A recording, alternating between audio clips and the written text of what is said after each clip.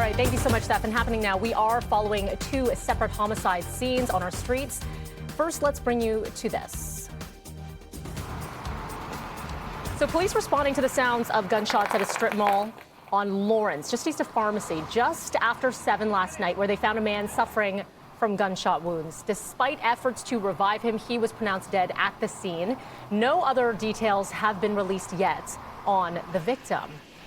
And we are standing by live right now at the scene on Lawrence. Again, so far no arrest has been made, no suspect description either, but you can see in this plaza there's still an area taped off.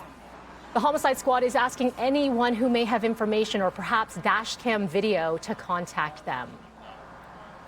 And the second shooting that we're following, taking place at the other end of the city on Lawrence, just east of Caledonia. Shortly before 10 last night, police found one unconscious man suffering from gunshot wounds in a car. He was rushed to hospital but died from his injuries. Police say a vehicle was seen fleeing the area at high speed. So far, a description has not been released, and there has been no arrest. A parole hearing scheduled to take place today for Marco Muzzo, the man sentenced to 10 years in prison for killing 3 children and their grandfather while driving impaired. Muzzo is currently on day parole, is expected to seek full parole. He pleaded guilty in 2016 to 4 counts of impaired driving causing death. 9-year-old Daniel Neville-Lake, 5-year-old Harrison, their 2-year-old sister Millie, and 65-year-old Gary Neville all died in this crash in 2015. The children's mother, Jen Neville-Lake, posting this heart-wrenching message on Twitter, saying she is also expected to give a victim impact statement today. City News will continue to follow this story. Well, Ontario's state of emergency, it expires today, but the stay-at-home order will continue for most parts of the province as the Ford government begins to gradually reopen the economy. My friends, we can't return to normal, not yet, not while our hospitals could still be overwhelmed. But we can transition out of the province-wide shutdown. We're not out of the woods yet, and I'm still concerned about these variants. We can't let our guard down now. 3 Eastern Ontario regions will be transitioning back to the color-coded restriction system tomorrow. You can see from this board here, we've tried to break it down for you, and if you're confused, you're not alone. So most other regions will transition back on the 16th. Toronto, Peel, and York will be the last to move into the framework on the 22nd. Now, the system has been modified to allow for non-essential in-person shopping at all levels, which includes the gray zone, so that's different. But not everyone agrees with the move. I understand the value of preparing for the time we can lift restrictions. From a public health perspective in Toronto, that time is not now. There are 27 cases of the COVID variant in the city, including the first confirmed case of the variant first detected in Brazil.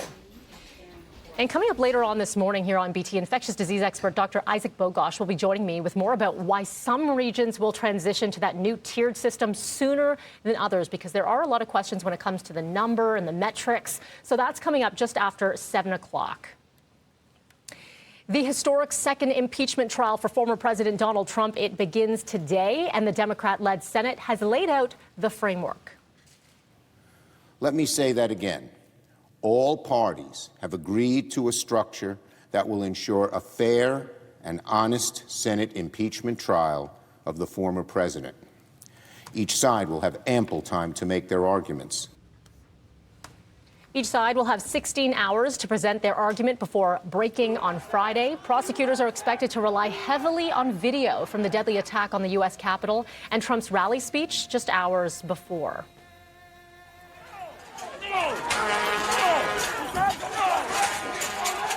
And the violent insurrection sent lawmakers scrambling to hide as the mob breached the Capitol building. The Senate impeached Trump a week after, alleging it was his earlier speech that incited the mob to attack Congress. Experts do not expect the former president to be convicted of inciting an insurrection. At least 17 Republicans will need to vote to convict.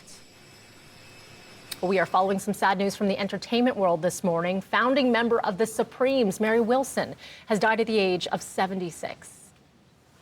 So cool, it's so gentle that when she passes each one she passes. Wilson passed away at her home in Nevada. She, along with Diana Ross and Florence Ballard, founded the Supremes back in 1959. They went on to have 12 #1 singles, including Stop in the Name of Love.